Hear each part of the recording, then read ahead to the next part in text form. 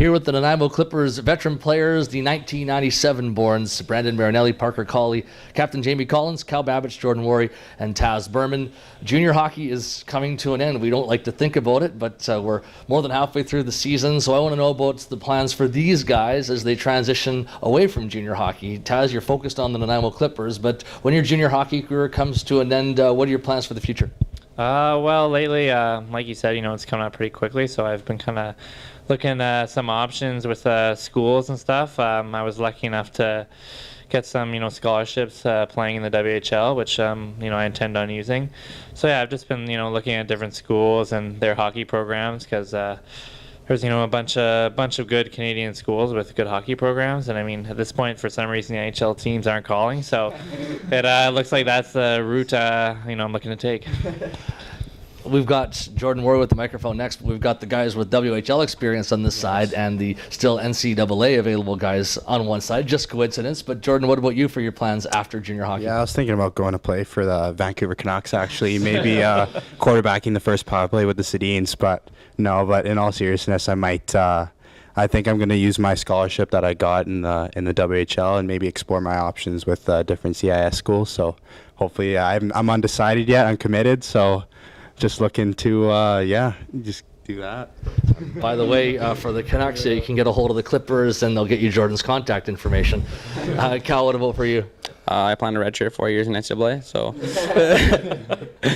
no, I'm planning on going to school next year. I obviously might as well use the years that I attained in playing in the Western League, so I don't see why I wouldn't use those. Jamie Collins, this is an easy one for you. You've been committed to Clarkson for a while, so just kind of lay out what your plans are for not just next year, but the next 4 years.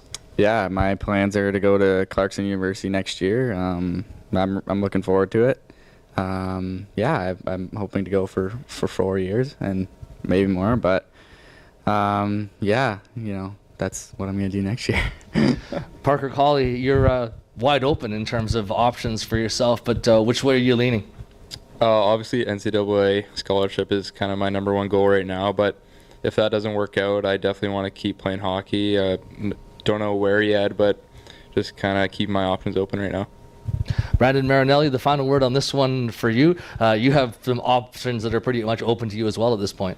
Yeah, I'm basically the same as Parker. I'm NCAA is definitely the first choice, and that's where I guess most of us want to end up. But obviously, continuing to play hockey and further my career is the next goal. So wherever that takes me, I'm not too sure yet, but hopefully we'll find out in the future.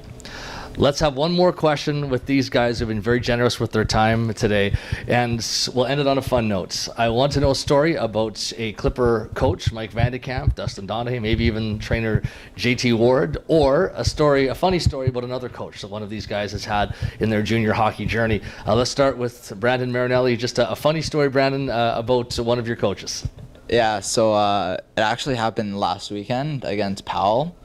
I think we got a goal disallowed, and the bench was pretty rowdy about it and pretty fired up, and Mike was obviously upset about it too, and kind of continued on. I think most of our emotions continued too for a couple shifts, and then I remember Tristan Crozer kind of looking back at Mike and going, Mike, that's enough.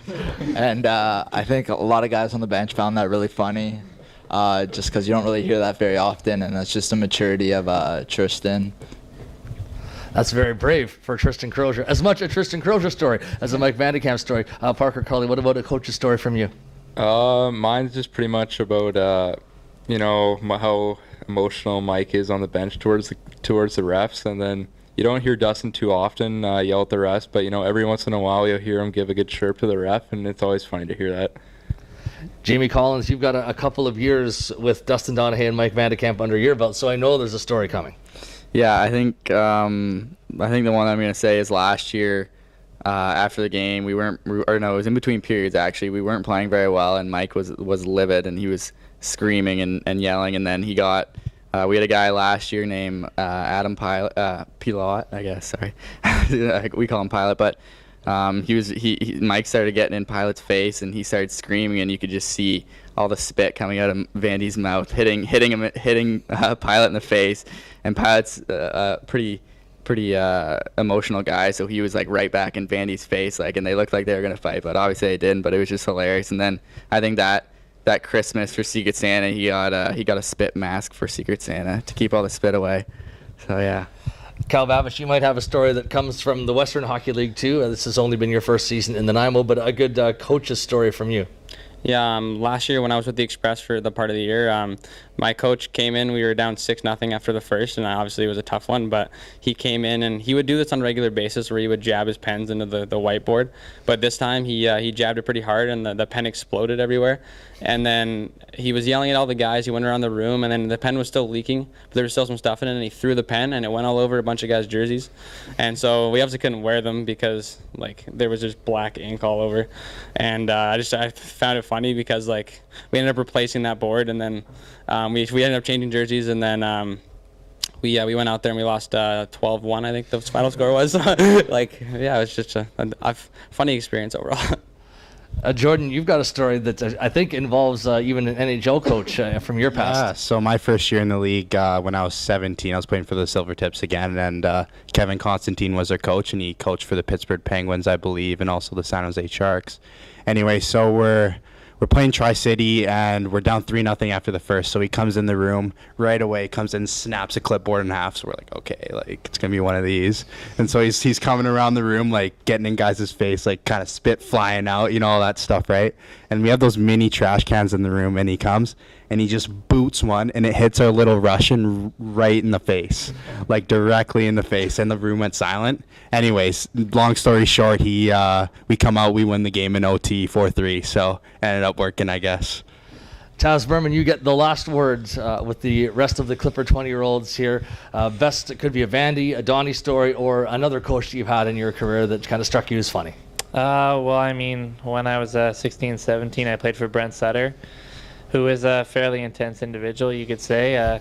He's also a former NHL coach, and I just remember one time we were on the bus. It was the day after we played the Kelowna Rockets, and they're a very good team, and they beat us pretty good. It wasn't much of a game, and so we decided that we should watch the game on the bus instead of watching the usual movie. So I think we watched about just half the game on the little screens on the bus. Once it was done, he ripped us for, whoever knows how long. And then after that, he came around with a big trash bag, and all the electronics went in. And so, laptops, iPads, phones were all in. And then we enjoyed the next 7-8 hours going through the mountains with nothing, playing rock, paper, scissors. So it's a good time. That is Taz Burman, also joined by Jordan Wharrie, Cal Babych, Jamie Collins, Parker Colley, and Brandon Marinelli, the Clippers' veteran 20-year-olds.